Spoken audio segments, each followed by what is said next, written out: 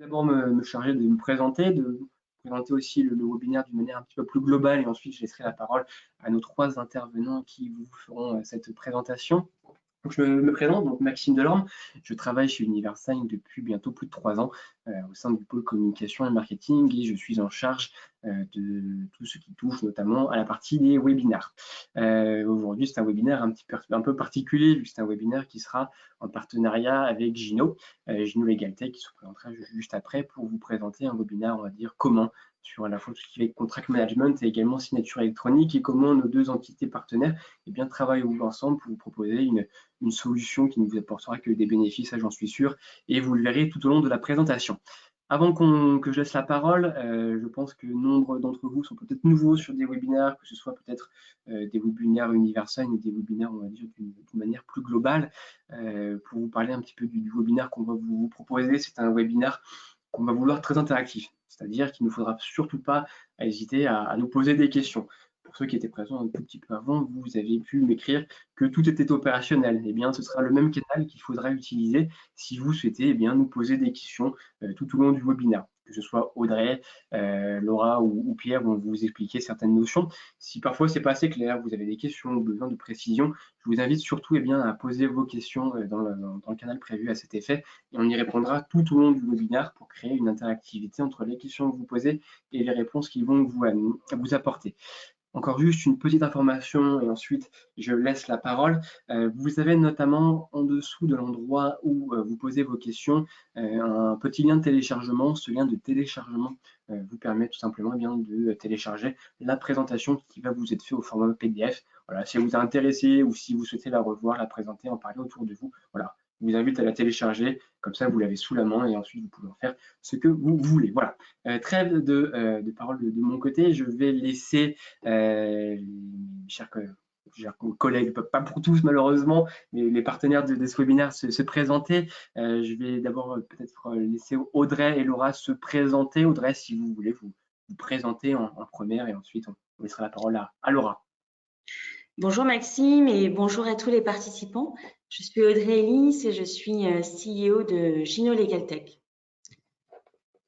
Voilà, Laura, si tu veux aussi te présenter. Bonjour, Laura Simon, je suis juriste experte en robotisation chez Gino Legal Tech. Et Pierre, si tu veux y aller. Bonjour à tous, Pierre Lestet, donc je suis Alliance Manager chez Universign et donc j'ai le plaisir d'animer le partenariat qui nous lie avec Gino. Merci à vous tous pour cette introduction. Je vous propose qu'on débute du coup donc ce webinaire qui aura pour sujet donc l'automatisation de contrats et la signature électronique, donc le kit indispensable et les bénéfices qui y sont associés. Quant au sommaire qui sera fait devant ce webinaire-là, dans un premier temps, on va vous présenter la présentation donc, de Gino, qui sont Gino et aussi qui est Universign, pour vous en sachiez un peu plus sur les acteurs du webinaire, qui sont-ils et quelles sont leurs légitimités pour vous parler du sujet qu'on a choisi de traiter. Ensuite, on vous fera un live démo qui sera assuré par Laura pour, au-delà du côté théorique qu'on va vous présenter, surtout vous montrer le côté pratique, comment ça fonctionne, et que vous ayez un peu plus ce côté pratique de la démonstration et surtout comment ça peut vous convaincre de passer à ce genre d'outils. On passera ensuite aux bénéfices du kit digital qui vous est proposé et enfin les réponses aux questions en fin de webinaire, mais comme je vous le disais, surtout si vous avez des questions tout au long du webinaire, posez-les. On ne répondra pas qu'aux questions enfin, on y répondra aussi durant le webinaire, donc surtout n'hésitez pas à poser vos questions. Première partie, présentation de Gino Legal Tech et Universign. Je vais donc laisser dans un premier temps la parole à Audrey. Merci Maxime. Donc, je vais vous présenter la société Gino Legal Tech et ensuite on passera à la présentation du cycle d'automatisation et de signature électronique, l'ensemble des modules Gino. Tout d'abord, au niveau de la société, qui est Gino Legal Tech? Gino Legal Tech, c'est une société française. C'est une société qui a été fondée et qui est actuellement dirigée par des avocats, parce que je suis moi-même avocate de formation. Nous concevons et développons une solution d'automatisation et de gestion de contrats. Et en plus de ça, nous accompagnons l'ensemble de nos clients dans leur process de transformation digitale en matière contractuelle. On est en ce moment en très forte croissance puisque ces solutions sont extrêmement demandées sur le marché. Les Legal Tech se développent énormément. Nous sommes membres de France Digital. On appartient au programme Microsoft for Startup. On a été sélectionné dans ce programme. On est partenaire également COSEL de Microsoft, ce qui nous permet d'avoir une dimension, on va dire, supplémentaire. Et on est également référencé depuis quelques mois sur le marché logiciel multi-éditeur de l'UGAP, ce qui nous permet de toucher également l'ensemble du secteur public et de faciliter l'ensemble des processus pour les administrations qui sont intéressées par notre solution. Nous avons une culture hybride, donc comme vous l'avez peut-être déjà compris, à la fois tech, puisque évidemment nous fournissons une solution Legal Tech, une solution technologique, mais aussi une culture vraiment juridique, puisque nous sommes des avocats et une grande partie de notre équipe est constituée de juristes. Et vous allez voir tout à l'heure une démo qui sera faite par Laura, qui est une juriste de formation. Donc, nous avons vraiment cette double culture, à la fois tech et juridique. Concernant notre histoire, pour vous dire quelques mots, puisque effectivement, les Legal Tech se sont développés, on va dire, récemment. En tout cas, on en parle beaucoup depuis peu. Néanmoins, nous avons un historique vraiment long, puisque dès 2005, notre fondateur, Philippe Ginestier, avait développé une première solution Legal Tech et nous avons progressé à travers les années. En 2015, on a développer une nouvelle solution encore plus intuitive et encore plus performante.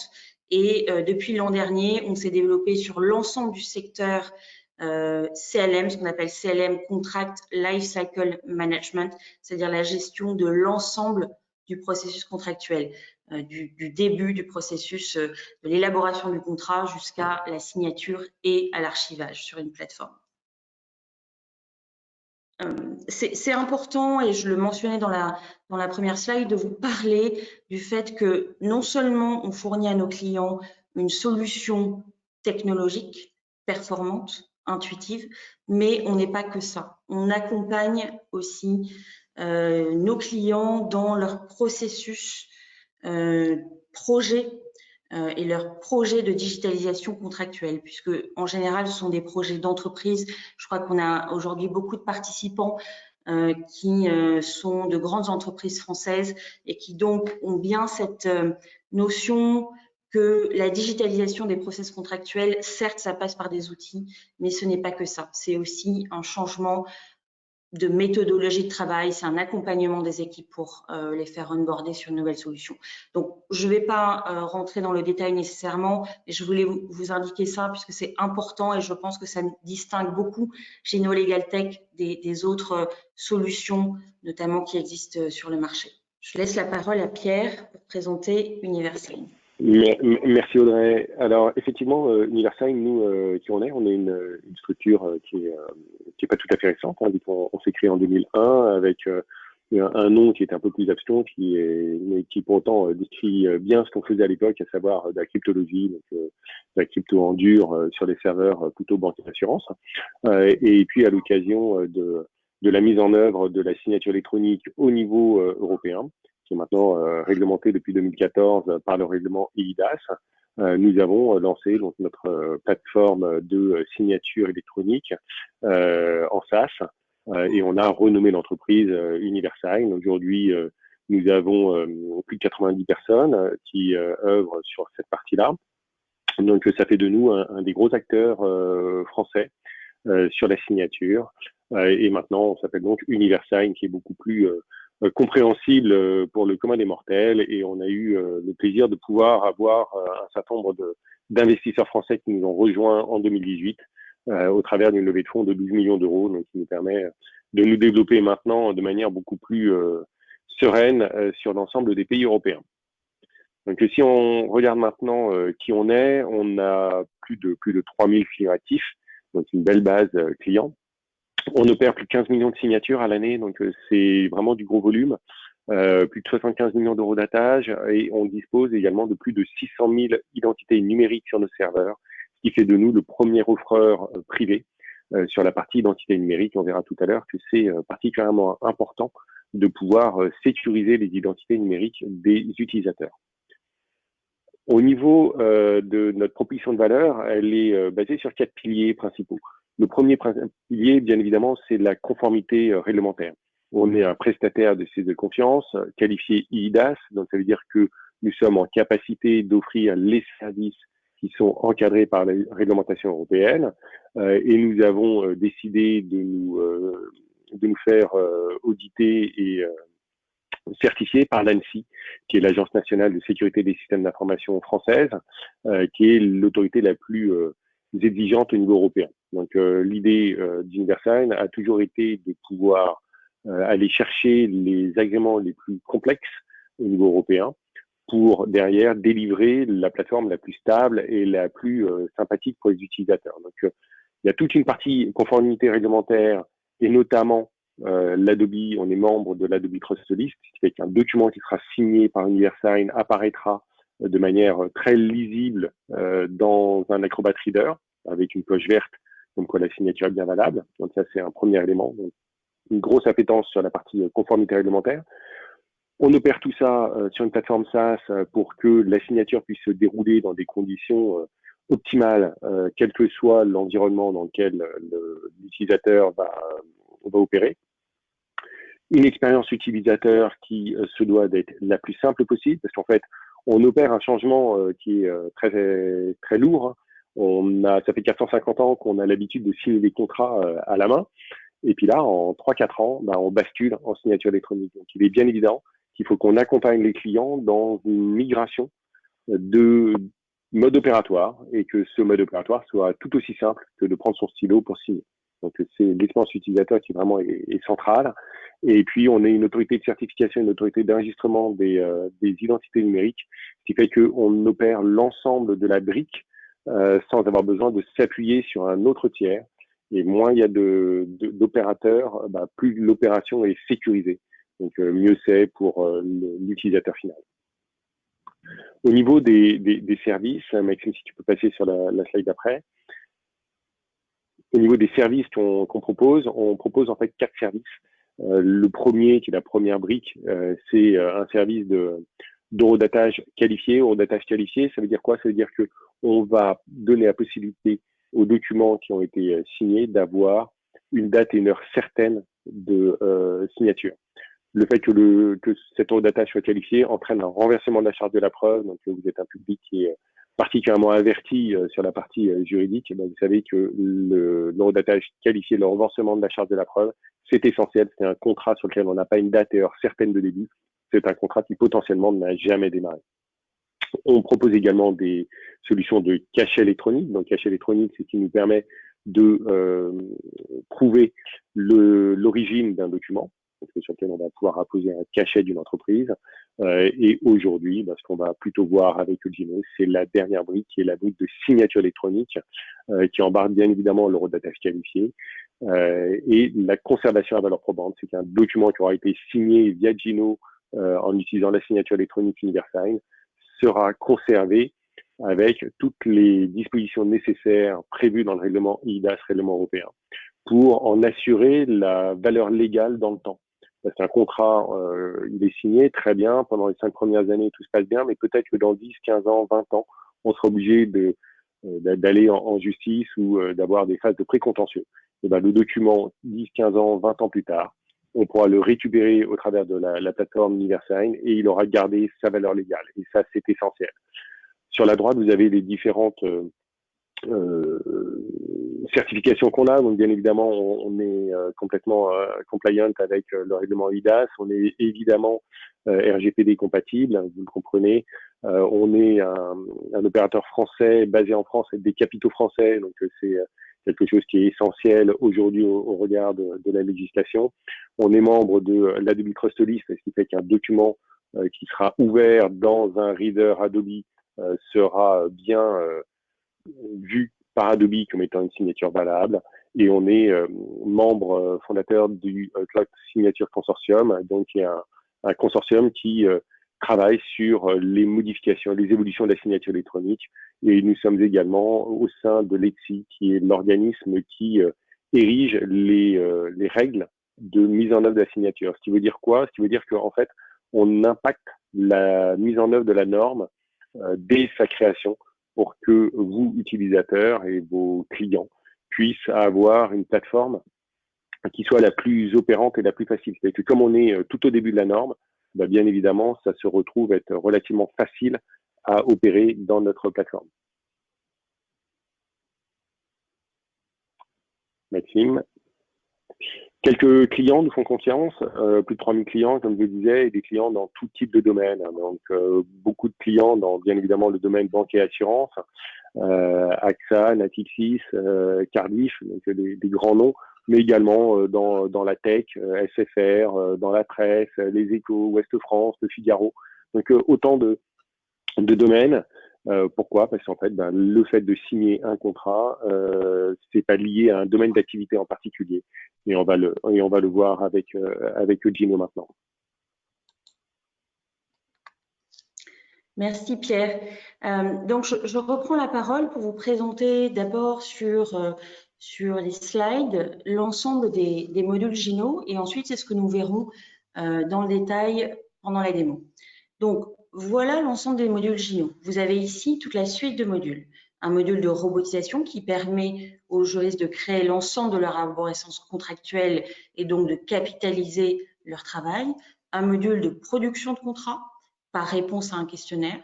Un module de validation de workflow, de négociation avec des contreparties externes à votre entreprise, et un module bien évidemment de e-signature, et pour la e-signature, Gino fait confiance à Universign pour l'ensemble des éléments que Pierre vous a déjà indiqué qu'il décrira ensuite.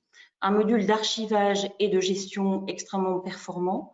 Et enfin, ce qu'on appelle les data, c'est-à-dire que Gino est interopérable avec l'ensemble des logiciels existants. Il y a d'ailleurs une API de Gino. Pour vous faire d'abord, on va dire à plat, l'ensemble du processus d'un contrat sur Gino. Comment ça se passe? Vous avez un modèle, vous avez ce template, c'est un contrat Word. Ce template est inséré sur la plateforme Gino. Là, le juriste va le robotiser grâce à des fonctionnalités extrêmement intuitives, puisqu'en fait, dans Gino, ce que vous devez avoir à l'esprit, c'est que vous êtes dans Word. Donc, il n'y a rien de très compliqué à connaître. Ensuite, une fois que ce contrat est robotisé par le juriste, vous avez donc un robot, vous voyez là l'arborescence, ce contrat peut ensuite être généré par toute personne qui, à ce moment-là, n'est pas nécessairement un juriste, puisque le contenu contractuel aura été sécurisé par un juriste. C'est ça qui compte. Vous pouvez évidemment interfacer Gino avec des référentiels clients, c'est l'indication que vous voyez en vert. Ensuite, l'étape qui suit, c'est évidemment la génération d'un contrat en Word ou en PDF. Ensuite, ce contrat peut faire l'objet d'une validation. Intra-entreprise, c'est extrêmement courant que le contrat, pour être validé, il doit suivre une chaîne de validation très spécifique. Vous allez voir tout à l'heure avec Laura que vous pouvez paramétrer cette chaîne de manière extrêmement précise. Une fois que ce contrat est validé, eh bien, il va à la signature. Et c'est là où on passe à l'étape suivante. Voilà. À ce moment-là, c'est la signature Universign. Une fois que ce contrat est signé sur Universign, il peut revenir soit sur la plateforme Gino, qui est aussi en quelque sorte une GED, soit sur la GED du client, soit sur un autre système. Tout ça est libre. Le juriste peut ensuite paramétrer et suivre l'ensemble des échéances contractuelles. Donc ça, c'est aussi des fonctionnalités qui sont proposées dans Gino. Et enfin, un module de reporting pour évidemment avoir la trace du nombre de contrats que vous signez, du nombre de contrats que vous générez, etc., etc. Voilà, je repasse la parole à Pierre pour des détails supplémentaires sur la signature électronique. Merci Audrey. Alors, il y a juste une toute petite question qui est arrivée pendant ton intervention, Audrey, concernant l'outil de redatage. Est-ce qu'il permet de redater tout type de documents? Oui, effectivement, ça permet de redater tout type de documents. Quand c'est un document PDF, le redatage pourra être autoporté par le document PDF. Et ça, c'est fait directement par la plateforme Universign. Ça sera quelque chose qui sera en dehors du contexte de Gino, mais qu'on pourra tout à fait traiter. Si on revient maintenant sur la partie signature électronique en elle-même, quand on parle de signature électronique, il y a en fait deux éléments clés. Il y a le premier élément clé, c'est l'intégrité du document, vu qu'en fait, quand il y a une contestation sur un document qui a été signé, généralement la personne va dire c'est pas le document que j'ai signé. Et on va s'assurer de l'intégrité du document au travers de deux éléments principaux. Le premier élément, c'est le fait qu'on va appliquer de l'horodatage qualifié au sein du document. Ça veut dire qu'on va sceller le document avec une date et heure certaine, donc avec un renversement de la charge de la preuve si jamais il y avait une interrogation sur la date et heure auquel l'opération a été menée.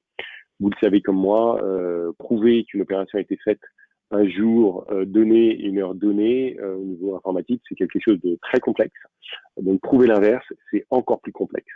Donc, il est très confortable pour vous d'être certain que l'outil que Gino vous propose d'avoir directement dans sa solution intègre de l'horodatage qualifié. Et puis, le deuxième élément, c'est une fois que le document a été signé, c'est comment est-ce qu'on s'assure que le document, dans le temps, n'a pas été modifié. Et ça, on s'en assure via de la conservation à valeur probante. Ça veut dire que le document, tout au long de son cycle de vie, Universign va être amené à sceller régulièrement le document pour pouvoir en garder la chaîne de confiance tout au long du temps. En fait, quand on assure une signature, on va inclure un certificat qui a une durée de validité de 5 ans au travers de l'ANSSI. Et au bout de 5 ans, le document, techniquement, pourrait être corruptible. Donc, pour s'assurer que le document n'a pas été corrompu, on va sceller à nouveau le document, à minima tous les 5 ans. Donc, ainsi, on s'assure de l'intégrité du document. Le deuxième élément potentiel de contestation va être sur l'identité du signataire. C'est pas moi qui ai signé. Et là, en fait, il y a 3 niveaux de signature qui sont gérés. C'est le premier, c'est ce qu'on appelle de la signature simple. Et cette signature simple, c'est une signature dans laquelle on va avoir en fait 2 facteurs d'authentification du signataire. Le premier sera son adresse mail sur lequel il va recevoir un email d'invitation à signer. Donc, on a déjà un premier élément technique, une adresse mail avec une adresse IP qui est attachée. Deuxième élément, c'est un numéro de téléphone portable sur lequel la personne va recevoir un code SMS, au même titre que on reçoit un code SMS qu'on doit faire un paiement bancaire. Là, on va recevoir un code SMS pour valider le fait que c'est bien moi qui signe. Donc, j'ai 2 facteurs d'authentification différents qui est déjà très, très puissant. Parce qu'en fait, quand on regarde dans la vraie vie, il faut toujours se rapporter par rapport à quand je signe un document au niveau papier. Bien souvent, j'envoie le document par la poste ou alors je l'envoie par mail. Je ne sais pas avec certitude qui a imprimé le document, qui l'a signé, qui l'a scanné, et est-ce que le document n'a pas été modifié entre-temps. Donc, toutes ces phases-là, on est complètement protégé au travers de la signature électronique dès le premier niveau de signature. On a un deuxième niveau de signature lorsque j'ai besoin, le niveau simple, pardon, c'est le niveau qu'on rencontre le plus régulièrement dans la relation B2B. Et quand on est en B2C avec un client final avec lequel on n'a pas d'antériorité de relation, on va à ce moment-là passer potentiellement sur la signature avancée où là, on va lui demander en plus de faire un upload de sa carte d'identité ou alors de son passeport, recto verso pour la carte d'identité et bien évidemment correcto pour le passeport. Et on va s'assurer au travers de notre plateforme de la cohérence des informations qui sont données entre le nom, prénom du signataire et les papiers d'identité qu'on a. Est-ce que la carte d'identité n'est pas un faux grossier? Est-ce qu'elle est bien valable? Est-ce que la date de naissance est la bonne, etc. Donc, ça nous donne un élément de preuve complémentaire qui vient enrichir le faisceau de preuves sur l'identité de la personne. Et le troisième niveau, qui est un niveau qu'on retrouve plus dans le domaine bancaire et dans le domaine assurance, qui là nécessite un face-à-face avec la personne pour vérifier que la personne, c'est bien sa carte d'identité et que c'est bien elle qui est présente sa carte d'identité. Donc ça, c'est des face-à-face qui se font via les opérateurs d'enregistrement délégués et qui vont nous permettre de délivrer un certificat qualifié à la personne. Donc là, on est au plus haut niveau. Ce qu'il faut avoir en tête sur ces 3 niveaux, c'est qu'à chaque fois, on intègre dans le document de l'horodatage qualifié et c'est uniquement le niveau d'identification du signataire qui va changer. On va toujours envoyer un code SMS, on va toujours assurer de la conservation à valeur probante, on va bien évidemment toujours être compatible avec le règlement IDAS et on va toujours être dans le cadre de la certification Adobe qui audite également notre plateforme. Donc le seul élément, c'est effectivement un élément sur l'identité et sur le niveau de sécurisation que j'apporte sur l'identité du signataire. Donc, identification simple, identification nominative avec les papiers d'identité ou alors au travers d'un face-à-face. Donc, vous voyez 3 niveaux.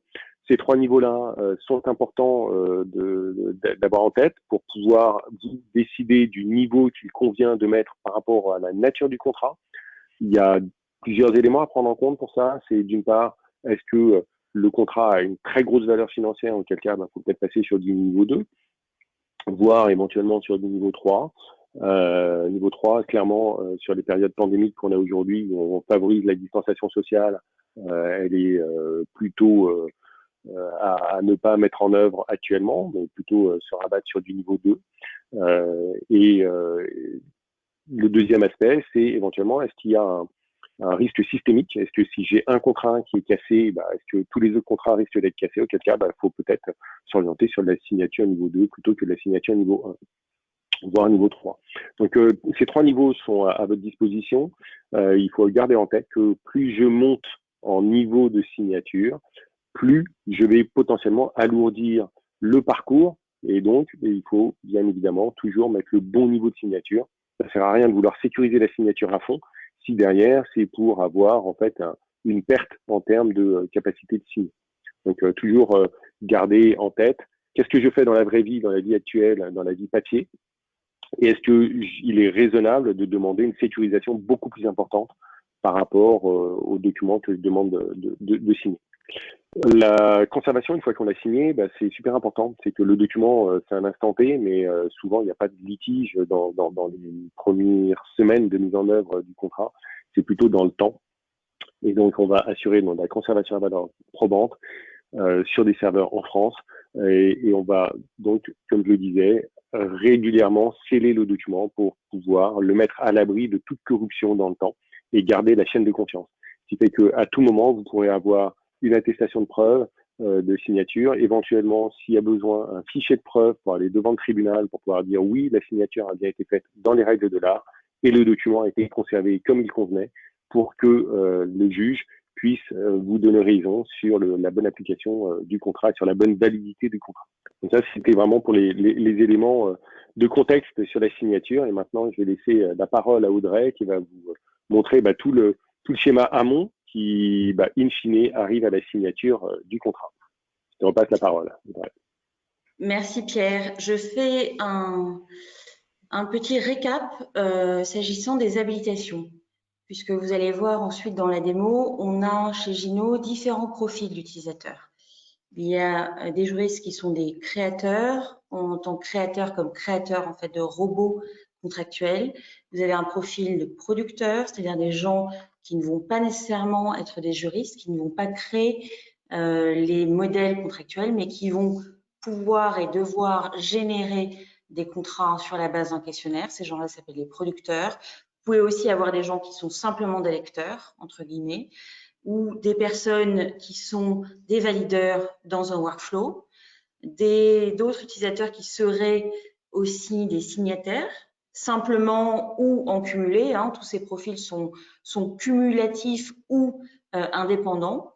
Et évidemment, des administrateurs de l'ensemble de la plateforme qui peuvent être soit des créateurs ou qui peuvent être des personnes des directions informatiques et un rôle de contrôleur de RGPD.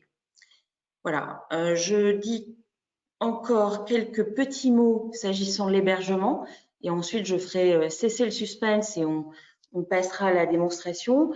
Donc si on peut passer Maxime à la slide qui suit, sachez que Gino est une solution SaaS, donc par définition, le client bénéficie de l'ensemble des évolutions que nous réalisons et nous en réalisons beaucoup en réalité. Il y a au moins des productions, des publications 2 fois par mois, donc il y a beaucoup d'évolutions et on avance très vite. Les données de nos clients sont hébergées exclusivement en France. Ils sont en réalité sur 3 data centers, il y a donc une redondance de nos serveurs et ils se trouvent dans la région parisienne. On utilise le cloud privé Azure Microsoft qui est géré par nous. Le SLA est de 99% et comme je vous l'ai dit tout à l'heure, on est partenaire de Microsoft puisqu'on a intégré divers programmes avec eux. Voilà. Donc, comme je disais, je fais cesser le suspense tout de suite. Je passe la parole à Laura qui va vous faire la démonstration de l'ensemble du cycle de vie d'un contrat. À toi, Laura. Alors, Merci, avant que je Audrey. laisse juste, si je peux me permettre juste, Laura, avant qu'on passe à la démonstration, on a eu quelques questions qui sont arrivées à l'issue de cette première partie. Je réponds juste une très rapidement à Agathe. La présentation, oui, peut vous être envoyée par email. Vous pouvez également la télécharger juste en dessous, dans l'endroit où vous posez les questions. Vous avez un petit lien normalement pour la télécharger. Juste, on prend quelques questions et après on passera à la démonstration. Si vous le voulez bien, on a une première question de Sophie. Je ne sais pas vraiment si elle s'adresse à toi, Pierre, ou à vous, Audrey. Une question de Sophie qui nous demande est-ce qu'on peut télécharger le contrat et le fichier de preuve pour les conserver sur notre propre serveur? Qui souhaite répondre? Peut-être plus toi, Pierre, je dirais. Ouais, effectivement, je vais prendre la question. Donc le fichier, bien évidemment, vous pouvez le garder, le document, le contrat, bien évidemment, vous allez le garder. Ça, il n'y a aucun souci. Le fichier de preuve, en revanche, non, vous n'allez pas l'avoir à disposition tout de suite. Pour une raison simple, c'est qu'en fait, dans le fichier de preuve, il y a des éléments qui sont éminemment sensibles au niveau RGPD.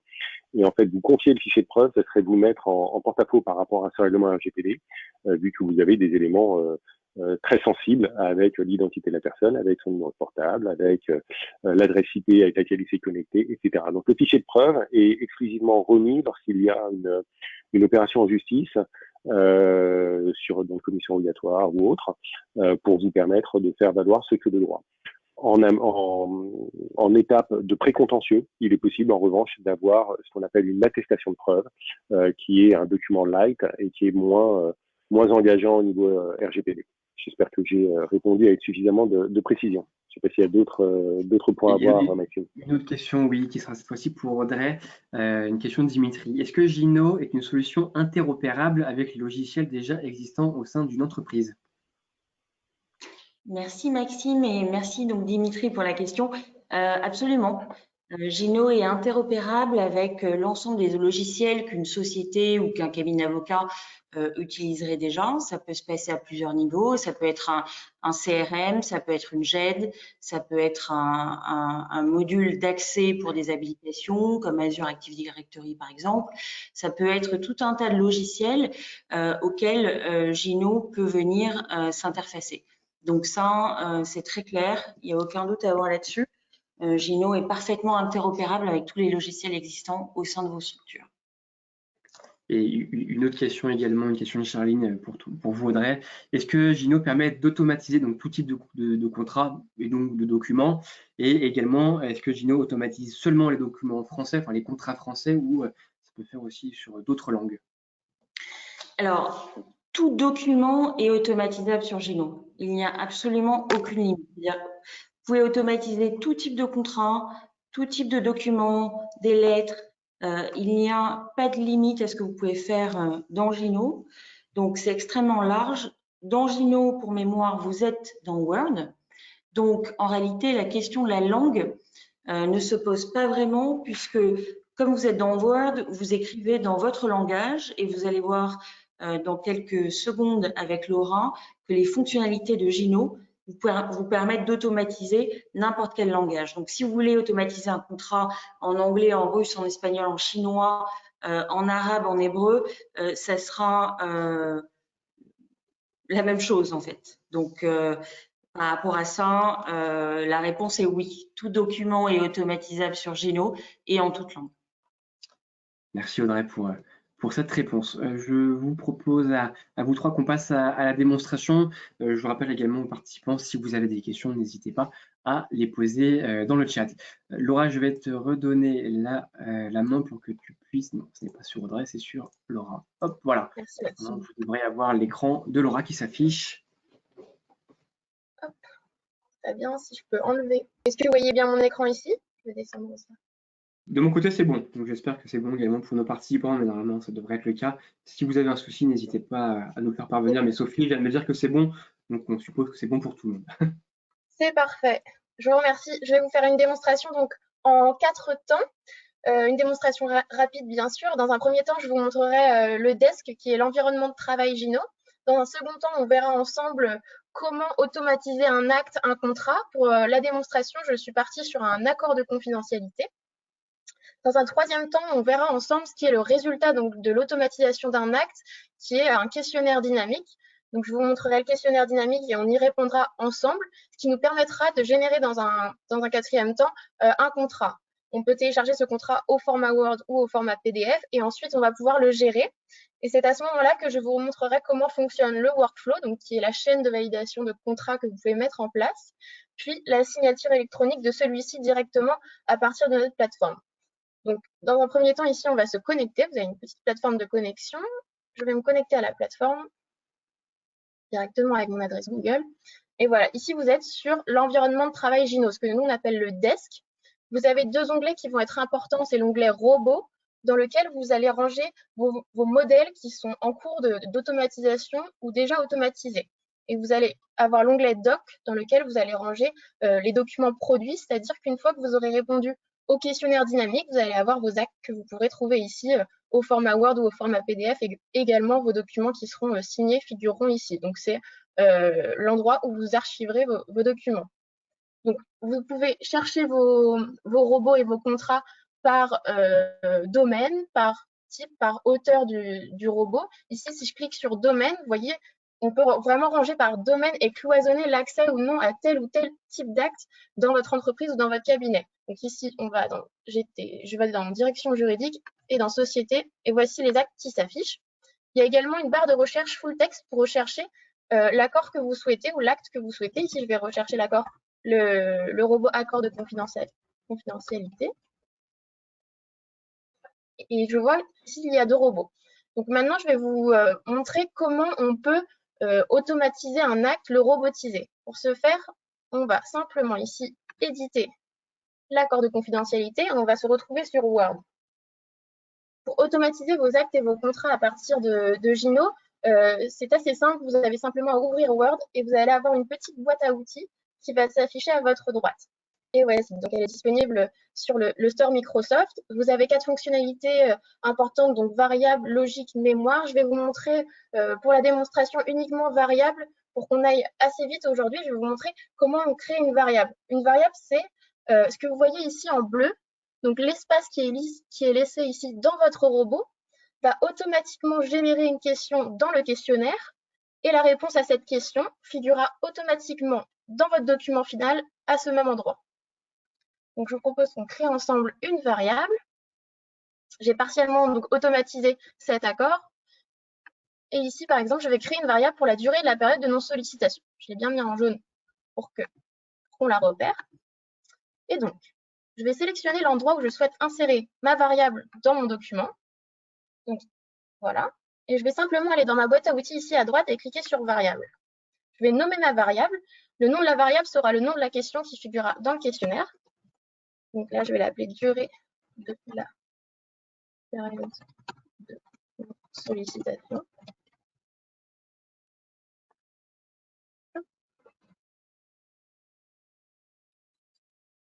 Et je vais créer ma variable. Ici, vous avez le choix entre plusieurs types de variables, c'est-à-dire que en fonction de la réponse que vous voulez voir apporter à cette question. Ici, si vous choisissez texte, vous pouvez apporter des chiffres et du texte, ainsi que des caractères spéciaux. Si vous choisissez nombre, la personne dans le questionnaire pourra répondre uniquement des nombres. Si vous choisissez date, la personne aura un petit calendrier qui va s'afficher et pouvoir répondre une date.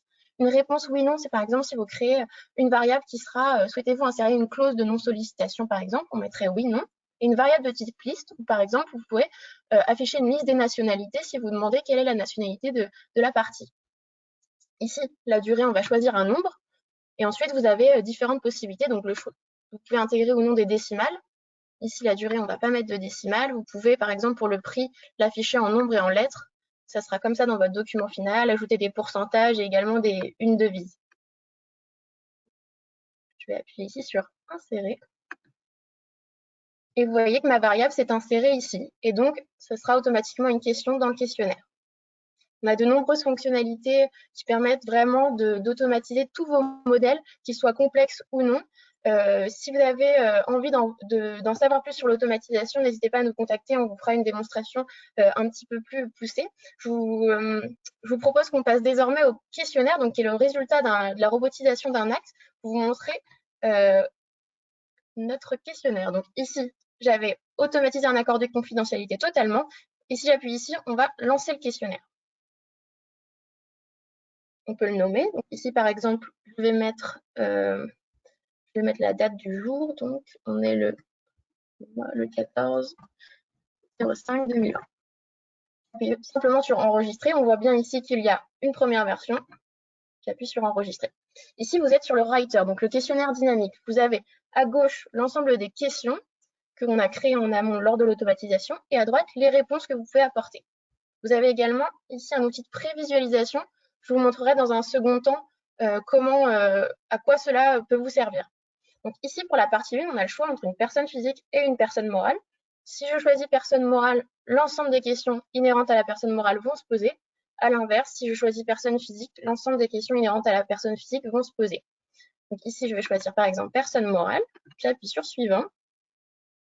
Et donc là, il y a l'ensemble des questions inhérentes à la personne morale. Ce que vous voyez ici, c'est ce que nous, on appelle le référentiel. Donc, vous allez pouvoir intégrer l'ensemble de vos données clients dans Gino. Comme ça, vous avez simplement, par exemple, ici à taper le nom de votre prestataire, de votre client, pour simplement cliquer à droite ici sur l'ensemble des données qui correspondent à cette personne, pour que toutes les données s'intègrent automatiquement dans le questionnaire, ce qui vous évite d'aller rechercher dans société.com, par exemple, le RCS ou d'autres données. Et donc, c'est un gain de temps assez rapide. Ici, par exemple, je vais choisir personne physique pour la partie 2. J'appuie sur suivant. On a également pré-rempli des données pour la personne physique. Donc, si je choisis monsieur, donc j'ai la liste de mes clients masculins, je vais appuyer sur Dupont. J'appuie sur suivant. Là, on me pose une question qui est de savoir quel sera le devenir des informations à l'issue de la négociation. En amont, j'ai prévu une liste. Donc, soit les informations, elles seront restituées, soit elles seront détruites. Et donc, si je choisis qu'elles soient détruites, le texte relatif aux informations détruites s'intégrera automatiquement dans mon document final. Ensuite, on me demande si je souhaite insérer ou non une clause de non-sollicitation. Vous voyez ici, il y a un petit i en vert. Si je clique ici, vous avez par exemple une aide au producteur. Donc, ça guide la personne pour savoir quelle réponse apporter. Ici, par exemple, on a donné une définition de la clause de non-sollicitation. Vous pouvez mettre des articles de loi. Vous êtes très libre. C'est vraiment un guide pour la personne qui peut être, par exemple, non juriste. Une personne qui répond simplement au questionnaire. Donc là, on va choisir d'insérer une clause de non-sollicitation. Comme je mets oui, on me pose automatiquement la question de savoir quelle est la durée de cette clause de non-sollicitation. Si j'avais choisi non, cette question ne serait pas posée. Il y a une réelle logique. Donc, par exemple, je peux mettre 6 mois ici. Ici, vous voyez, c'est une variable de type nombre, donc je ne peux pas taper de texte. Si j'essaye sur mon clavier, ça me l'interdit. Vous voyez ici à droite, donc ici, on a le robot qu'on a ouvert tout à l'heure. Et au fur et à mesure, vous voyez en jaune, on nous indique ce qu'on vient de remplir. Vous avez également la liste de questions-réponses. Donc là, vous avez le résumé business du contrat au fur et à mesure qui va s'afficher, l'ensemble des réponses qu'on vient d'apporter. Et vous avez également votre accord de confidentialité qui va être produit ici au format PDF. Donc au fur et à mesure, là, vous voyez, on a l'article 3. Si je remonte un petit peu, notre document est en train de se produire.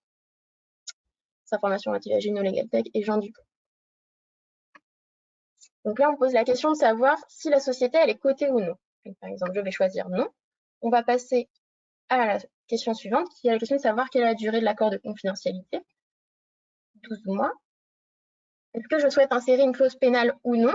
Si je mets oui, la clause s'insérera. Si je mets non, elle ne s'insérera pas et la numérotation se mettra bien sûr automatiquement à jour. Donc là, on me demande le montant de la clause pénale. Par exemple, je vais mettre 1 000 €. J'avance rapidement. Ici, je vous parlais de variables également de type liste tout à l'heure. C'est ce que j'ai fait en amont pour le droit applicable. Je peux mettre une liste qui est limitée ou non. Donc là, je vais mettre le droit français. On peut mettre des valeurs par défaut. Par exemple, ici, on me propose automatiquement Paris. Et je vous parlais de variables de type date. Ici, vous avez un petit calendrier qui va s'afficher. Donc là, par exemple, on va mettre le 30. Vous avez donc, on arrive à la fin du questionnaire. Vous pouvez télécharger votre accord au format Word ou au format PDF. Regarder la liste de questions-réponses ou gérer le document pour mettre en place un workflow ou la signature électronique. Je vais vous montrer rapidement à quoi ressemble notre accord de confidentialité une fois qu'on a répondu à ce questionnaire. Donc voilà, ici, il y a les informations relatives à Gino Legal Tech, Jean Dupont. On avait choisi que les informations, elles seraient détruites. Donc on voit ici détruites immédiatement. L'insertion d'une clause de non-sollicitation avec sa durée qui figure ici. Et l'insertion de la clause pénale, on avait également dit oui, donc elle figure ici. Hop, je vais fermer ici le document. Je vais accélérer un petit peu. Je vais vous montrer la liste de questions-réponses. Donc ici, si je clique à gauche, vous avez le résumé business de l'accord. Donc l'ensemble des informations figure ici. Et vous pouvez télécharger le document et le modifier à tout moment. Également, simplement en cliquant sur le petit stylet ici. Là, je vais faire le document. Donc ici, si je retourne dans Documents, on a le document produit que j'ai fait aujourd'hui. Donc je vous propose qu'on lance ensemble le workflow, donc la chaîne de validation du contrat. J'ai simplement à cliquer sur mon accord. Ici, je peux également ajouter des pièces jointes si je veux pour qu'elles figurent dans le workflow. Et donc si je vais dans Flux and Sign, ici, je peux lancer la validation. Ici, je peux choisir plusieurs valideurs. Pour la démonstration, j'ai choisi uniquement un valideur, mais on pourrait en mettre 2, 3, 4, N+1, N+E dans votre société. Ici, j'ai choisi Laura, donc je laisse Laura par exemple. Pour les signataires, on les choisit également ici. J'ai choisi de lier la validation du contrat à sa signature électronique, c'est-à-dire que si Laura valide le contrat, automatiquement, on va vous proposer, comme elle est également signataire numéro 1, de signer le contrat. Donc ici,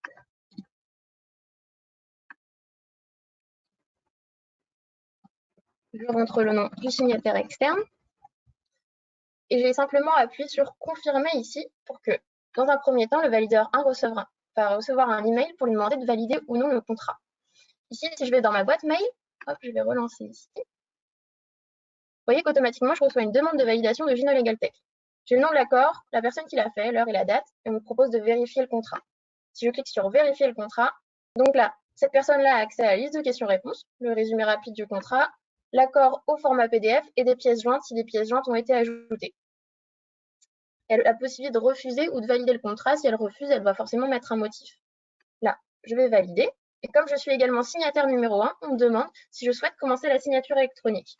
Donc, je vais mettre oui. Donc là, on voit que le contrat a été validé. Et donc, si je retourne dans ma boîte mail, on me dit que le contrat a été approuvé. Je reçois un mail pour me proposer de signer électroniquement le contrat. Donc là, si je clique sur mon email, donc je reçois un email d'Universign qui me propose de signer mon contrat. J'appuie sur consulter les documents et les signer. Et donc là, j'ai mon accord de confidentialité au format PDF qui s'affiche ici. J'avance rapidement. Je vais pouvoir cliquer sur « J'ai lu et j'accepte les documents de 5 pages ». Hop, mon numéro de téléphone. J'appuie sur « Confirmer » et donc là, je reçois un SMS avec le code à insérer.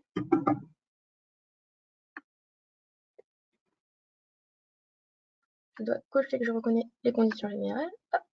J'appuie sur signer. Et donc là, mon document a été signé. Donc là, le signateur numéro 2 va recevoir une demande de signature. Si je vais ici dans ma boîte email, vous voyez là, c'est la boîte mail de la deuxième personne du signataire numéro 2. Donc on voit bien qu'elle reçoit un email. Donc je vais refaire la même manipulation. On me propose de signer électroniquement le document. Vous voyez ici, ça s'est affiché après que j'ai signé l'accord tout à l'heure, qu'on a bien signé l'accord de confidentialité. Hop. Je vais rapidement à la fin de cet accord. Je suis le signataire numéro 2, je valide. Je rentre également mon numéro de téléphone. J'appuie sur confirmer. Je vais de nouveau recevoir un SMS.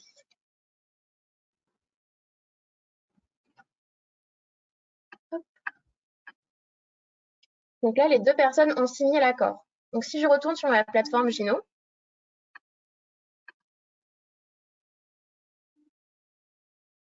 je vais aller chercher dans Doc mon document, qui est ici. Et si je clique ici, je vais dans Flux and Sign et on voit que le document a été validé par Laura Simon, qu'il a été signé par Laura Simon et également par Démo Gino numéro 2. J'ai téléchargé ici le contrat au format PDF, il figure ici. Vous l'avez également reçu, hop, si je montre mes emails, vous l'avez également reçu par email ici, donc le PDF. Et il figure également dans Gino. Là, on a abordé l'ensemble des points. Donc, si vous avez des questions, n'hésitez pas. Il y a énormément de choses à faire en plus sur Gino. Vous pouvez mettre en place une négociation externe avec vos prestataires directement sur Gino. Vous pouvez comparer vos documents, faire plusieurs versions directement à partir de Gino et mettre également en place une alerte, ce que vous voyez ici avec la petite alerte, une fois que votre document est produit. Maxime, tu peux reprendre la main. Merci Laura. Je vais reprendre la main. On a également quelques questions. Je vais vous les poser, notamment à vous, Audrey. Attendez, je mets la présentation et les questions qui sont perdues. Décidément, je perds tout. Voilà, hop. Alors, une question non, c'est moi que vous devez voir, c'est pas grave. Une question du cabinet Wagner qui nous demande: est-ce que Gino est en mesure de détecter automatiquement si mes données clients ne sont plus à jour par rapport aux infos disponibles sur Infogreffe ou société.com? Alors, à ce jour, Gino n'est pas interfacé avec Infogreffe directement, mais c'est une évolution qu'on envisage dans notre roadmap. Merci, à ce jour, c'est le fichier du client, voilà, qui doit être tenu à jour par ce dernier. On a en fait une question de Sophie qui nous demande: c'est toujours le signataire qui saisit son numéro de téléphone? Alors, je peux laisser répondre Pierre, mais oui, en effet, en fait, c'est le code d'authentification OTP. Pierre, tu me corriges hein, si je fais une erreur. C'est le code d'authentification OTP One Time Password. Ce code a un intérêt évident de sécuriser l'ensemble du processus, et donc c'est évidemment le signataire qui doit l'insérer, sinon ça. Tout à fait. Et c'est d'autant plus important également pour vous mettre à l'abri aussi sur la partie RGPD, parce que si vous deviez vous pourriez stocker le numéro de téléphone portable, mais à ce moment-là, ça vous nécessite aussi quand même des opérations de votre côté pour le droit à l'oubli, etc. Donc, il est préférable dans le cas de figure présent, de nous laisser demander à la personne de saisir son numéro de portable, pour pas que vous ayez en plus une opération à faire, vous, dans vos solutions sur la partie anonymisation des fiches clients. Merci Pierre. On a ensuite une question d'Agathe qui, je pense, sera pour toi Pierre, on est à la signature, qui nous demande: les emails de signature sont envoyés en même temps aux différents signataires ou l'un après l'autre? Alors l'un après l'autre, pour une raison simple, c'est qu'en fait, on va d'abord faire signer le premier intervenant, puis on va envoyer un email au deuxième, puis au troisième, puis au quatrième. Donc en fait, on va vraiment fonctionner en mode séquentiel. Ce qu'il faut avoir à l'esprit, c'est que le document ne sera distribué qu'à la fin du processus, une fois que l'ensemble des parties auront signé le document, pour ne pas qu'à un moment donné, l'une des parties puisse se targuer d'avoir signé un accord alors que l'autre ne l'a pas signé. Donc on est véritablement dans une approche très éthique, où on veut que le document est considéré comme valable uniquement lorsque l'ensemble des parties l'ont signé. Merci pour vos réponses. réponses. Autre élément que je me permets de préciser, on a vu un mode de signature là, de par la démonstration, à partir d'un laptop. Bien évidemment, vous pouvez signer depuis un téléphone mobile, et c'est du reste le cas pour plus de 40% des transactions qu'on réalise sur la plateforme, vu que les personnes signent de plus en plus en mobilité. Merci pour vos réponses. Je vous propose qu'on avance un peu dans la présentation pour ne pas nous mettre trop en retard, notamment avec la partie sur la démonstration, c'est fait, et les bénéfices du kit digital. Audrey, je vous laisse la parole. Merci Maxime. Je ne sais pas si la présentation, en revanche, est toujours affichée pour nos participants. Moi, je ne la vois plus personnellement. Maxime? Ouais, Maxime, tu n'as pas remis la presse. Je vais la repartager, hop, parce que je n'étais pas en tant que... Voilà, ça se remet. Merci. Donc, c'est pour vous faire un récap, en fait, de l'ensemble des bénéfices que vous retirez de ce que nous avons appelé le kit digital, c'est-à-dire l'intégration de la signature électronique dans la solution Gino d'automatisation et de gestion du cycle de vie contractuel. Quelques points essentiels. Pourquoi c'est important de mettre en place cela au sein de vos structures? Déjà, ce qu'il faut dire, c'est que la digitalisation des process contractuels est vraiment le moteur en fait de la transformation numérique des sociétés, des cabinets d'avocats, parce que tout part évidemment d'un contrat. Au sein d'une entreprise, tout part d'un contrat. Ce que permet les modules Gino qui intègrent la signature électronique UniverSign, c'est de rationaliser vraiment l'ensemble de votre processus d'accord et de digitaliser de bout en bout votre cycle de vie contractuel. Et pourquoi? Parce que ça vous permet d'augmenter l'efficacité et la productivité des collaborateurs. Par définition, dans des processus manuels, vous avez des risques d'erreur plus important. Vous avez aussi, avec ces solutions, la possibilité de diminuer par définition les risques juridiques, puisque tout est centralisé dans des robots contractuels et dans des modèles qui sont sur une plateforme unique. Donc, vous diminuez les risques juridiques, vous diminuez ceux liés à la sécurité, à la confidentialité, parce que dans Gino, vous pouvez cloisonner l'ensemble des espaces de travail. On n'en a pas vraiment parlé parce qu'on n'a pas eu le temps de tout indiquer, mais dans Gino, vous pouvez créer au sein d'une même organisation des domaines et des sous-domaines. Donc, vous pouvez segmenter votre organisation de cette manière et vous pouvez ainsi reproduire les départements existants aujourd'hui. De fait, les documents qui sont, par exemple, utilisés au service de la direction des achats ne sont pas nécessairement visibles ou même pas du tout visibles. Ça, c'est au choix de l'entreprise qui utilise Gino, ne sont pas visibles par un autre département. Vous accélérez aussi avec ce qui est digital la constatation des revenus par définition, puisque vous réduisez la durée des transactions et donc vous réduisez aussi l'ensemble des coûts et notamment, je laisserai peut-être Pierre en parler ensuite, mais sur la réduction des coûts, notamment des processus de signature, non seulement en temps, mais aussi en utilisation concrète. Par définition, les process d'e-signature sont beaucoup plus rapides. Et puis, vous améliorez aussi énormément la visibilité de vos contrats en cours parce que ces derniers sont centralisés sur une même plateforme. Vous bénéficiez aussi du reporting de votre activité contractuelle. Donc, vous savez précisément où vous en êtes de l'ensemble de vos actions. On peut passer à notre dernière slide qui récapitule à nouveau ces éléments. Et là, en fait, on a fait un focus sur quels écueils vous évitez quand vous prenez une solution d'automatisation et de signature électronique. Vous évitez des écueils en fait à chaque étape du cycle contractuel au moment de la préparation du contrat, puisque très souvent, dans les cabinets d'avocats ou dans les entreprises, eh bien, vous ne savez pas qui a fait quel modèle, où ce modèle se trouve, vous ne savez pas vraiment tout ça. Donc, Gino vous permet de centraliser vos modèles et ainsi de capitaliser le temps de travail des juristes. C'est-à-dire que tout ce savoir juridique est centralisé et capitalisé sur une même base. Au niveau de la validation également, il y a de nombreux écueils sur cette étape contractuelle. Je laisse peut-être à ce moment-là Pierre m'interrompre pour en dire deux mots, parce que je pense que c'est important d'avoir les éléments de la situation actuelle pour voir pourquoi c'est utile pour vous de vous projeter dans la solution future. Alors, il est clair, Audrey, que la période actuelle pandémique a mis en lumière le fait d'avoir un kit digital partiel n'était pas nécessairement la bonne réponse, vu que si on n'a pas la dernière partie de la contractualisation qui est incluse dans la solution, eh ben, il y a un manque. Et on s'en aperçoit aujourd'hui.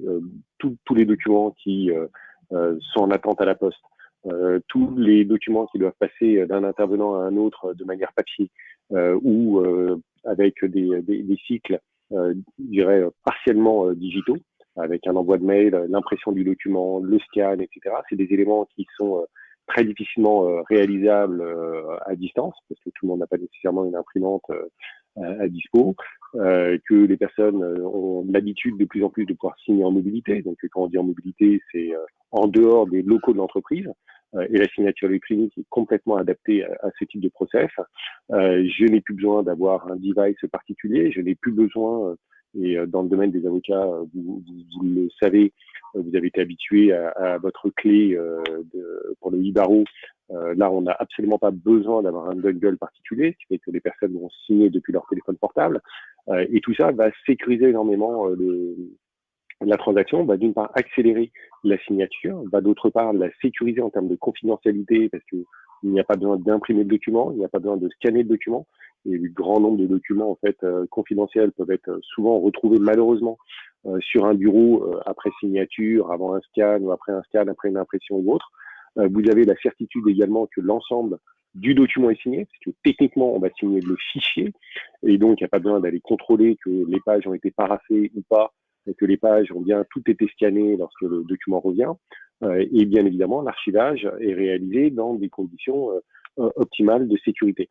Donc vous avez vraiment l'ensemble du cycle qui est pris en main par le kit digital Gino UniverSign. Et donc c'est très important pour avoir derrière une très bonne exécution du contrat, parce que si vous n'avez pas tous ces éléments-là, bien évidemment, l'exécution du contrat, elle va être beaucoup plus hasardeuse. Je te repasse la main, Audrey. Merci beaucoup, Pierre. Je pense néanmoins qu'en réalité, on a fait le tour sur ces éléments, puisque tu terminais sur le sujet de l'exécution du contrat. Évidemment, aujourd'hui, sans kit digital, vous avez de nombreux écueils en réalité aussi à cette étape, puisque quand le contrat est signé, il faut transmettre les données, une partie des données au service financier, une partie à la compta, une partie à telle et telle direction. Vous avez une perte de temps relativement conséquente que vous pouvez éliminer facilement avec une solution telle que Gino. Sur la gestion de contrat, a fortiori, il y avait un sondage récemment qui indiquait que énormément de temps est passé sur chercher où se trouve mon bon document. Et ça, c'est incroyable quand on y pense, qu'il faille passer autant de temps pour déjà savoir où se trouve le document qu'on cherche. Donc, Gino propose une plateforme centralisée, une sorte de GED, ce que je vous disais tout à l'heure, qui permet justement de centraliser l'ensemble de vos contrats et de savoir précisément où vous en êtes en termes aussi de signature, d'avancée, etc., sur l'ensemble des départements d'une organisation. Voilà pour cette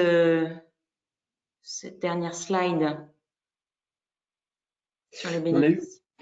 Merci Audrey et Pierre pour vos explications, et on a eu quelques questions qui sont apparues entre-temps, notamment donc une question de Marine pour vous, Audrey, qui nous demande: est-ce qu'on peut avoir un reporting par type de clause dans les contrats? Exemple, je vais identifier tous les contrats avec une clause de reconduction tacite. Alors, vous allez avoir la possibilité de faire ça dans un futur proche, puisque on va avoir la possibilité de mettre des tags sur des éléments. C'est effectivement quelque chose d'extrêmement intéressant. Ce n'est pas une fonctionnalité qu'on a à date, mais c'est quelque chose qui va s'inscrire effectivement dans notre roadmap. Merci Audrey. On a ensuite une question d'Isabelle qui nous demande: qui choisit les valideurs d'un contrat?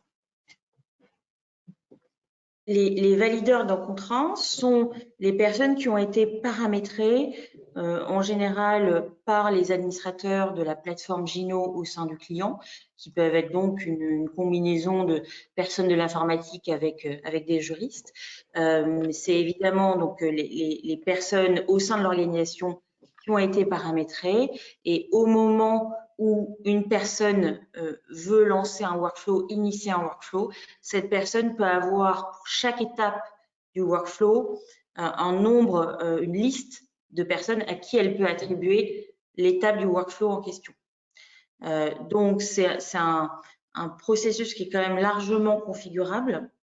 Alors déjà, il est entièrement configurable puisqu'il n'y a pas de limite ni dans le nombre d'étapes, ni dans le nombre de personnes que vous pouvez mettre pour une même étape ou au global.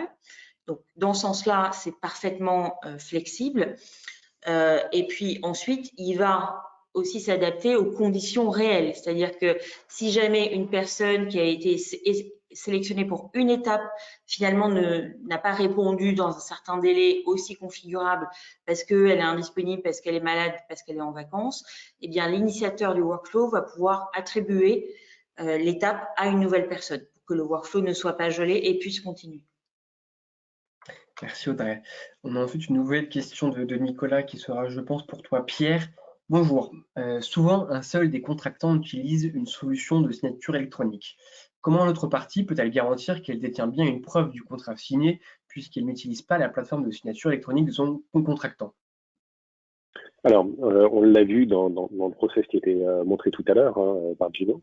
Une fois que le document est signé par l'ensemble des parties, par mail, le document signé par toutes les parties est envoyé à l'ensemble des personnes des parties prenantes qui ont été amenées à signer. Donc, c'est au travers de cet envoi email que je vais recevoir le document qui a été signé. Il ne faut pas oublier qu'on est tout à fait dans la même logique que celle des documents papier. Documents papier, si je signe le document en 2 exemplaires, rien ne m'assure que effectivement le document a bien été renvoyé à la deuxième partie. Donc la signature électronique en revanche permet de tracer que les différentes parties ont bien signé et la partie Gino demande à ce que l'ensemble des parties reçoivent le document par email. J'espère que ma réponse était suffisamment claire. Merci Pierre. Si jamais la réponse n'était pas assez claire, n'hésitez pas à nous le dire et on y répondra par la suite. On reviendra dessus par la suite. Audrey, on a ensuite une question d'Agathe qui nous demande est-ce qu'il n'y a pas de risque de saturation du réseau Internet afin d'éviter que les signataires aient à s'y reprendre plusieurs fois? Afin d'éviter, pardon Maxime, je suis pas sûre d'avoir entendu la fin. Que les signataires aient à s'y reprendre plusieurs fois. Non, il y a honnêtement aucun risque lié à la saturation de réseau.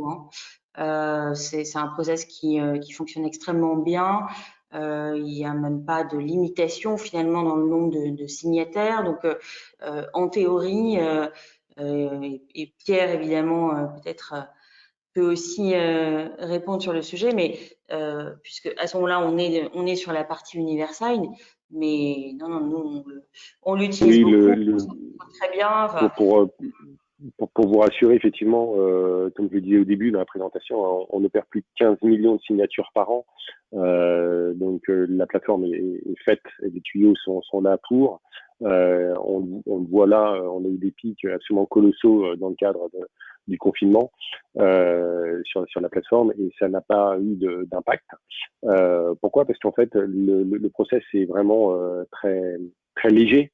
Et on a vraiment dimensionné la plateforme pour qu'il n'y ait absolument pas d'éléments de perturbation qui viennent charger la page. Donc pas d'impact là-dessus. Comme le rappelez, on est sur du document, on n'est pas sur du flux vidéo, on n'est pas sur des éléments. La réunion qu'on est en train de mener aujourd'hui avec les webcams, etc., est beaucoup plus consommatrice par rapport à Internet que ne l'est l'envoi d'un document PDF sur la plateforme ou l'établissement d'un document au travers de la plateforme Gino. Merci à vous deux pour votre réponse. Audrey, on a une question d'Isabelle qui vient de remonter, je l'ai perdue.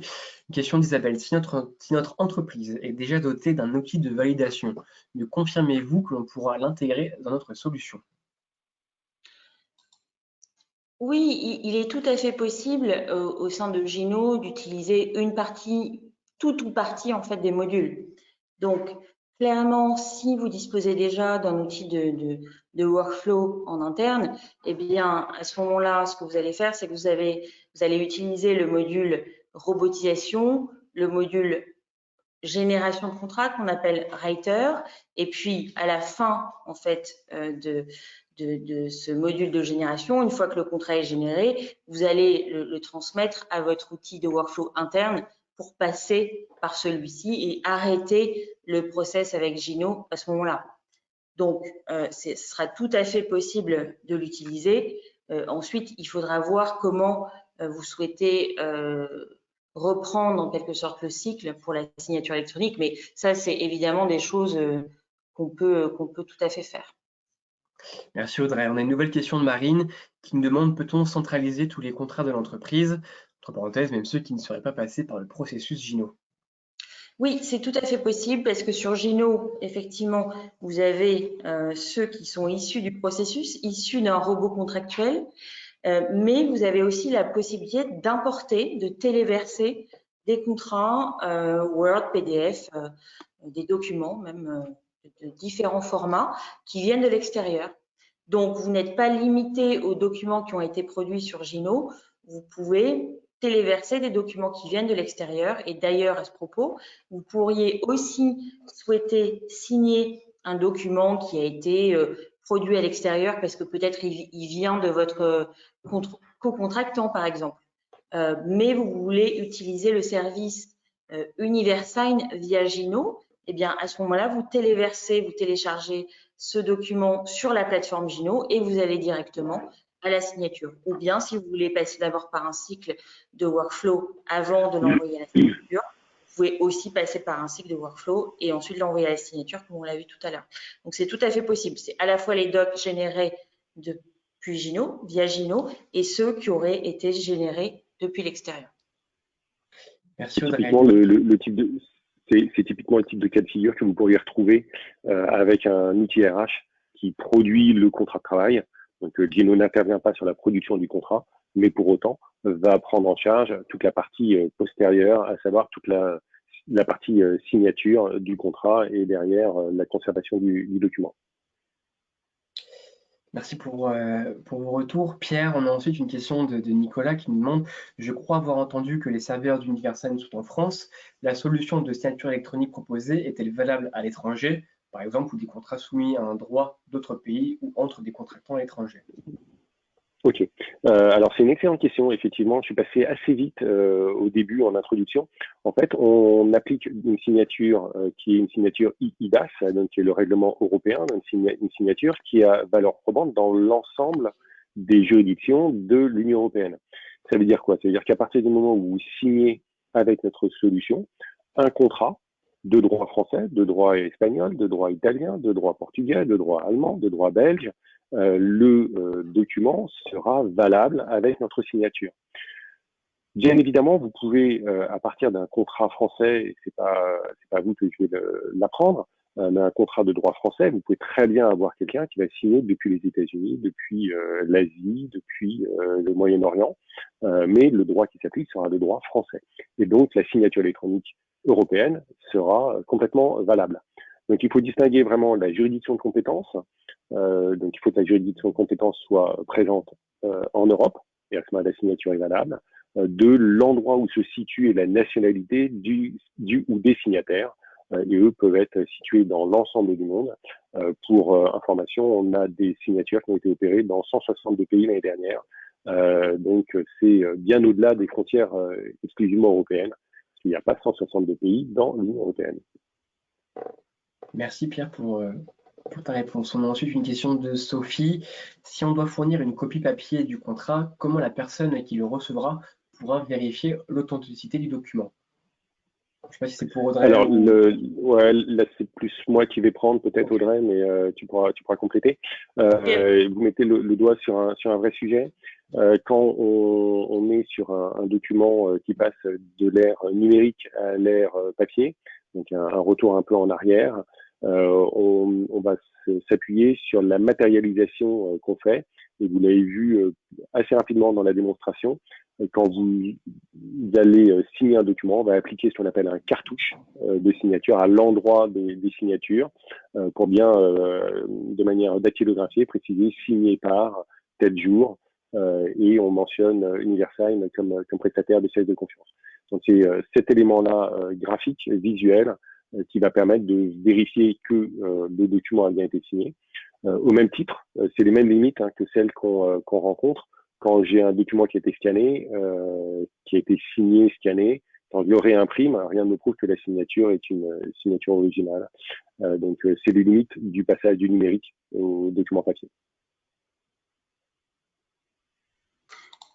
Alors, peut-être pour Pierre, peut-être pour rebondir, effectivement, on est passé rapidement tout à l'heure sur le sujet.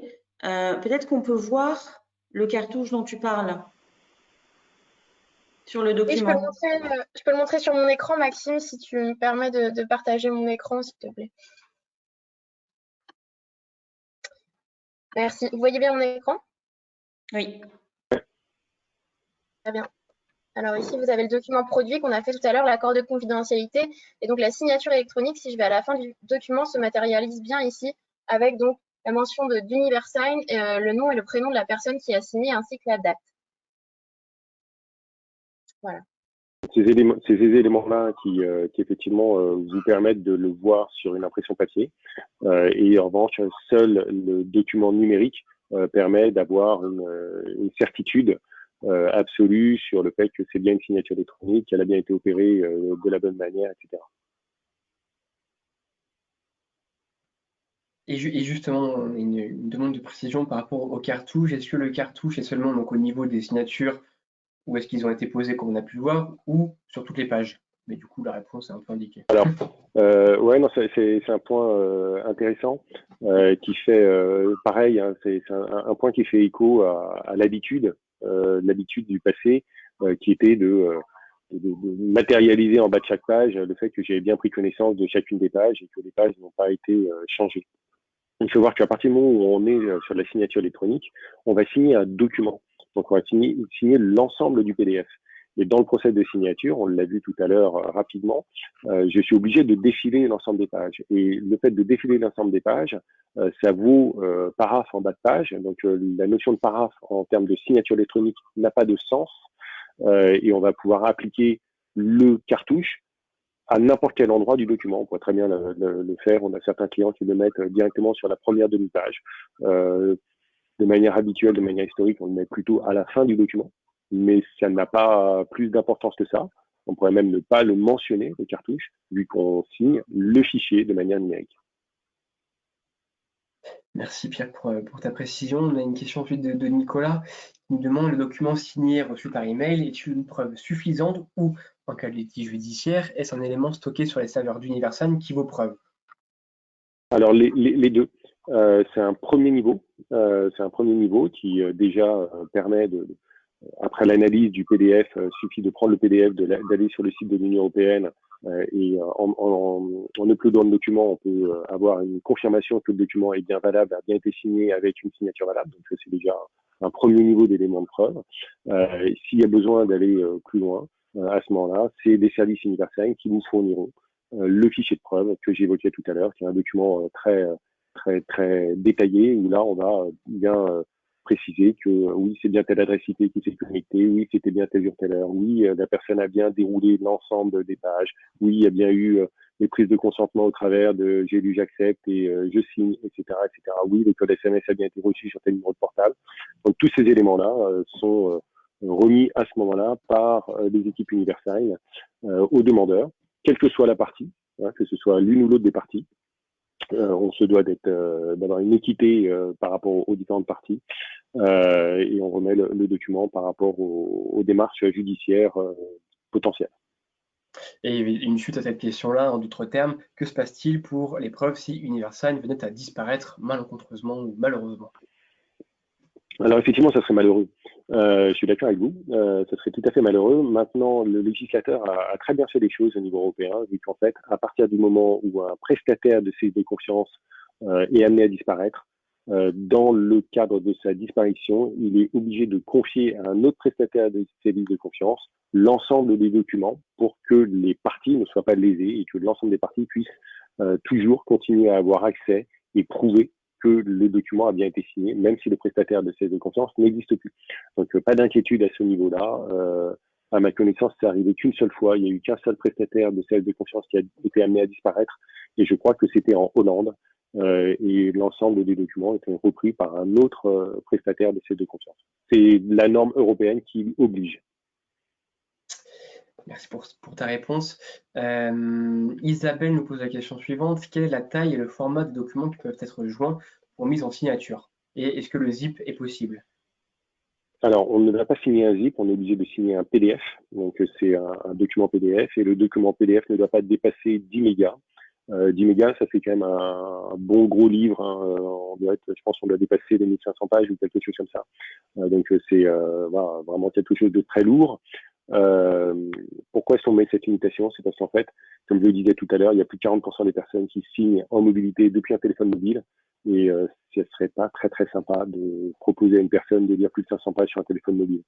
Donc c'est pour ça qu'on réduit et on veut pas non plus qu'il y ait une mauvaise expérience utilisateur pour pouvoir afficher le document sur son téléphone mobile par rapport à des problématiques de connexion éventuelles.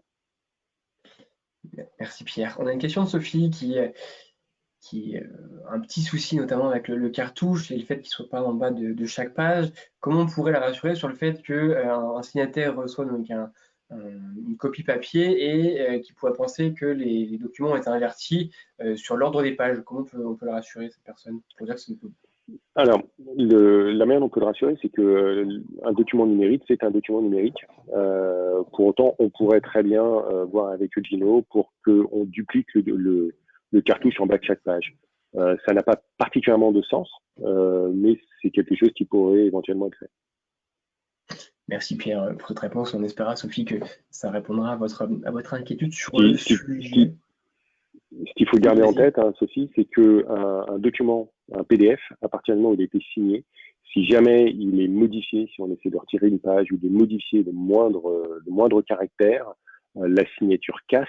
Et à ce moment-là, dans Adobe, on voit bien que le document a été modifié et que donc les signatures présentes dessus ne sont plus valables. Et là, il y a une grosse cloche rouge qui apparaît dans Acrobat Reader qui mentionne bien que le document n'est plus le document d'origine. Merci Pierre pour ta précision. Alors pour le moment, on n'a pas d'autres questions supplémentaires. Si vous en avez encore quelques-unes, n'hésitez pas, bien que ça fait bientôt, quelle heure il est 12h23. On a un petit peu dépassé, voire beaucoup sur le temps, mais vous avez des questions et il est plus important de répondre à vos questions que de s'arrêter, on va dire, à l'heure qu'on avait prévue et de vous laisser dans le doute. Donc si vous avez encore quelques questions surtout, n'hésitez pas à les poser. J'en profite juste pour vous passer peut-être la slide suivante, où c'est une slide qui vous indique, attendez, j'enlève ça que je ne vois pas, qui vous indique notamment les différents contacts donc des 2 personnes qui vous ont présenté durant le webinaire, donc les contacts d'Audrey et de Pierre. Si vous avez des questions peut-être qui vous viendraient à l'esprit cette nuit en dormant, en y repensant, vous dites mince, je n'ai pas posé cette question-là, j'aurais dû, voilà, pas de souci, vous avez le contact d'Audrey et de Pierre que je vous invite bien à utiliser si vous avez des questions supplémentaires, que ce soit pour Gino ou Universal, sur comment ça fonctionne, sur un besoin de démonstration, d'explication, peut-être même des tarifications, d'accompagnement, ou même si vous avez un projet et vous souhaitez les contacter, surtout faites-le pour qu'ils puissent vous répondre à vos questions. Nicolas qui nous disait, personnellement, j'ai des contrats PDF de plus de 10 MO. La limite est à combien, si tu peux la rappeler, peut-être Pierre? Alors, la limite est de 10 mégas. À ce moment-là, peut-être voir s'il est possible de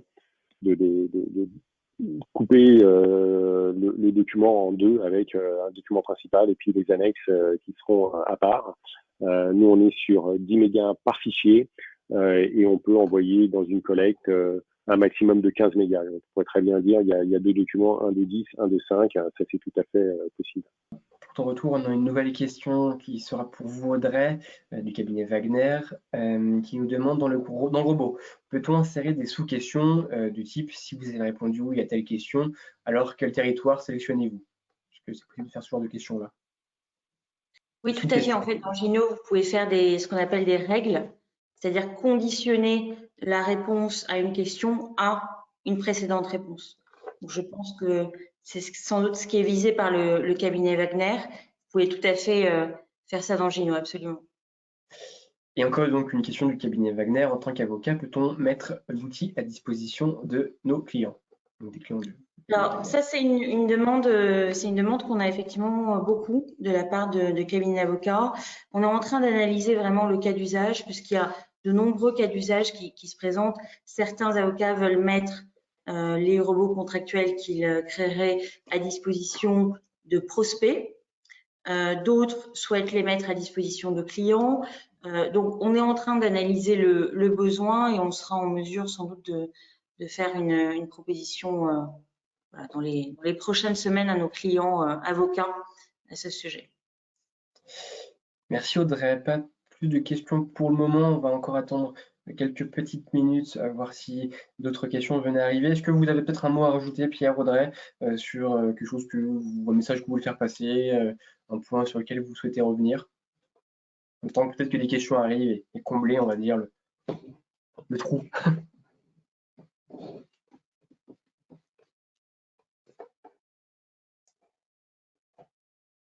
Pierre, on ne t'entend pas. On te voit parler, mais on ne t'entend pas. Pardon, déjà, un grand merci à Gino pour la qualité de sa présentation.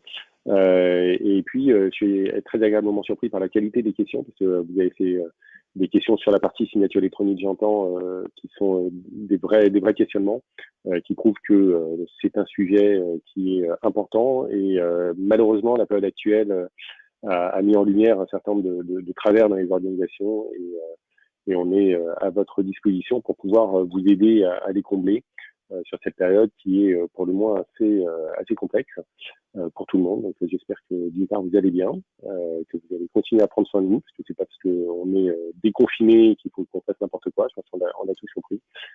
Et les solutions qu'on vous a présentées aujourd'hui permettent aussi d'être un peu plus enclin à continuer la distanciation sociale qu'on nous demande d'avoir.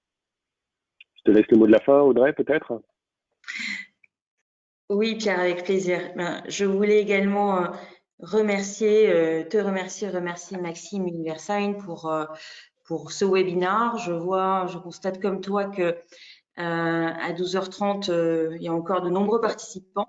Donc, j'espère en tout cas que ça a intéressé nos participants. Voilà, je pense pouvoir dire qu'on a un vrai partenariat avec Universign. Et qu'on travaille de manière efficace. Universign est intégré à Gino, ce qui fait que pour le client, quelque part, c'est transparent, mais évidemment, il faut que pour que tout soit fluide, qu'il se passe des échanges entre Gino et Universign. Et je te remercie à cette occasion de la qualité de notre partenariat. Et ce que je voulais dire comme mot de la fin, c'est que on est passé relativement vite, même si finalement on est ensemble depuis 1h30, mais on a dû passer pour les contraintes de temps évidentes relativement vite, notamment au niveau de la démonstration. Il y a énormément de fonctionnalités, énormément de choses qu'on n'a pas pu aborder dans le détail. Donc, j'invite vraiment les personnes qui sont intéressées à ne pas hésiter à nous contacter. On se fera un plaisir d'organiser une démonstration et de vous montrer plus en détail l'ensemble de ce qu'on propose et comment on peut aider votre société ou votre cabinet d'avocat à s'automatiser et voilà, à bénéficier de l'ensemble des éléments dont on a parlé tout à l'heure. Voilà. Merci à vous trois, Audrey, Laura et Pierre, pour votre présentation. Des retours que j'ai en direct, les gens ont apprécié la qualité des discours qui ont été tenus et surtout la présentation qui a déclenché pas mal de questions et qui aurait pu en déclencher encore plus, mais sans doute sur le fait qu'il a fallu faire vite. Donc, comme le disait Audrey, surtout n'hésitez pas à les contacter pour en savoir plus sur on va dire, la capacité de Gino et comment il vous aidera bien à dématérialiser toute cette gestion des contrats. Merci à vous tous, que vous soyez participants ou chers intervenants de ces webinaires pour ce webinaire-là. Je crois que c'est le webinaire le plus long que j'ai fait, 1h30, parce que la présentation valait le coup de prendre ce temps et surtout les questions pour y répondre. Donc, c'est trop personnel, mais je pense que ce sera aussi le cas pour vous trois, que ça vous a plu, que ça vous a également convaincu d'utiliser, on va dire, les bénéfices liés du kit digital proposé par Gino et Universign. Voilà, pour moi c'est tout bon. Merci à vous tous. Si vous avez encore un mot pour conclure, Pierre, Audrey ou Laura, je vous laisse. Je crois qu'à l'issue du webinaire, vous allez recevoir un petit email. Oui. Pour vous demander un petit peu ce que vous avez pensé du webinaire. Donc n'hésitez pas à nous faire part de vos remarques.